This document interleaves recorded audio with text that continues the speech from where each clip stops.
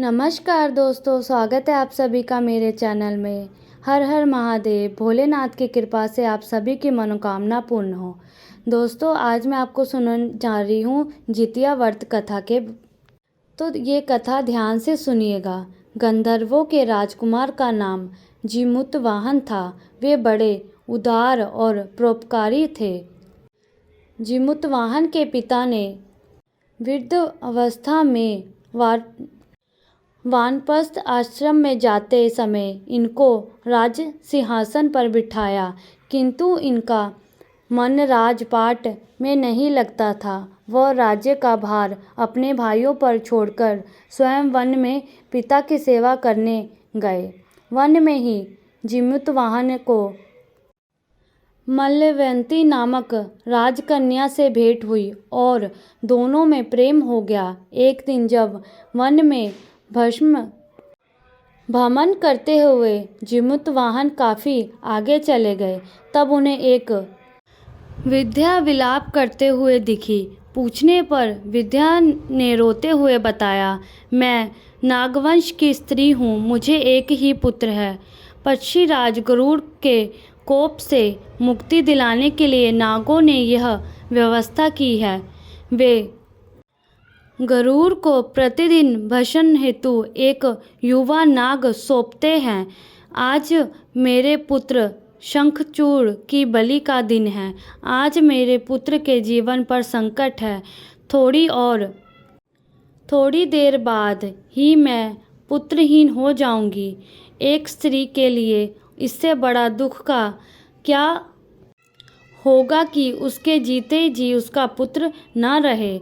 जिमुतवाहन को यह सुनकर बड़ा दुख हुआ। उन्होंने उस वृद्धा को आश्वस्त करते हुए कहा, अरो डरो मत, मैं तुम्हारे पुत्र के प्राणों की रक्षा करूंगा।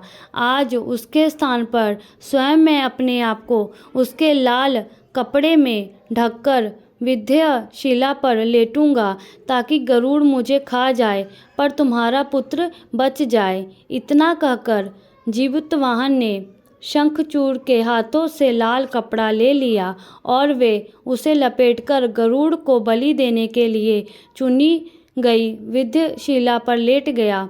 नित्य समय पर गरुड़ बड़े वेग से आए और वे लाल कपड़े में ढके हुए जिमुतवाहन को पंजे में दबोचकर पहाड़ के शिखर पर जाकर बैठ गया। गरुड़ ने अपनी कठोर चोंच का प्रहार किया और जिमुतवाहन के शरीर से मांस का बड़ा हिस्सा नोच लिया। इसकी पीड़ा से जिमुतवाहन की आंखों से आंसू बह निकले और वह दर्द से करहाने लगा। अपने पंजे में जकड़े प्राणी की आंखों में से आंसू और मुंह से कहार सुनकर गरुड़ बड़े आश्चर्य में पड़ गए, क्योंकि ऐसा पहले कभी न हुआ था। उन्होंने जिमुतवाहन से उनका परिचय पूछा। जिमुतवाहन ने सारा किस्सा कह सुनाया कि कैसे एक स्त्री के पुत्र की रक्षा के लिए वह अपने प्राण देने आए हैं। आप मुझे खाकर भूख शांत करें। गरुड़ उसकी बहादुरी और दूसरे की प्राण रक्षा के लिए स्वयं का बलिदान देने की हिम्मत से बहुत प्रभावित हुए। उन्हें स्वयं पर पछतावा होने लगा। वह सोचने लगे कि एक यह मनुष्य है जो दूसरे के पुत्र की रक्षा के लिए स्वयं ही बलि दे रहा है, और मैं हूँ जो देवों के संरक्षण में हूँ, किंतु दूसरों की संतान की बलि ले रहा हूँ। उन्होंने जिमुतवाहन को मुक्त कर दिया। गरुड़ ने कहा, हे उत्तम मनुष्य, मैं तुम्हारी भावना और त्याग से प्रसन्न हूँ। मैंने तुम्हारे शरीर पर जो घाव किए हैं उसे ठीक कर देता हूँ। तुम अपनी प्रसन्नता के लिए मुझे कोई वरदान मांग लो। राजा जिमुतवाहन ने कहा कि हे पक्षीराज, आप तो सर्वसमर्थ हैं। यदि आप प्रसन्न हैं और वरदान देना चाहते हैं तो आप सबों को अपना आहार बनाना छोड़ दें। आपके जब तक जितने भी प्राण लिए हैं उन्हें जीवन दान करें। गरुड़ ने सबको जीवन दान दे दिया और नागों की बलि न लेने का वरदान भी दिया। इस प्रकार जीमूतवाहन के साहस से नाग जाति की रक्षा हुई। गरुड़ ने कहा, तुम्हारी जैसी इच्छा वैसी ही होगा। हे राजा, जो स्त्री तुम्हारे इस बलिदान की कथा सुनेगी और विधि पूर्वक व्रत का पालन करेगी, उसकी संतान मृत्यु के मुख से भी निकल आएगी।